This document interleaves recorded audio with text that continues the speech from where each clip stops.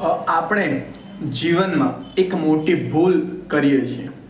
બધી જ વસ્તુઓ એક સાથે કરવી છે, બધા સપના એક સાથે પૂરા કરવા છે, બધાને ખુશ રાખવા છે, પણ પરિણામ શું મળે છે?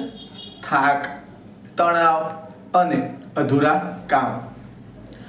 ધ વન થિંગ એક સરળ પરંતુ શક્તિશાળી વિચાર આપે છે. પ્રશ્ન માત્ર એટલો છે, એવું એક કામ કયું છે જે કરવાથી બાકી બધું સરળ કે બિનજરૂરી બની જાય? સફળ લોકો બધું જરૂરી કરતા નથી, તેઓ ફક્ત એક સૌથી મહત્વપૂર્ણ કામ પર ફોકસ કરે છે. જ્યારે તમે એક લક્ષ્ય પસંદ કરો છો અને રોજ એ દિશામાં નાના પગલું ભરો છો, ત્યારે સામાન્ય માણસ અસાધારણ માણસ બની જાય છે. મલ્ટીટાસ્કિંગ તમને વ્યસ્ત બનાવે છે, પણ ફોકસ તમને સફળ બનાવે છે. દરરોજ પોતાને પૂછો, આજે મારું એક કામ શું છે જે મારી લાઈફને આગળ ધપાવવા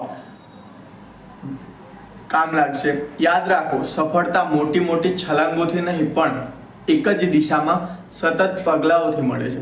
તો આજે નક્કી કરો, બધું નહીં, ફક્ત એક વસ્તુ પર ફોકસ, અને પછી જુઓ તમારી દુનિયા કેવી રીતે બદલાય છે.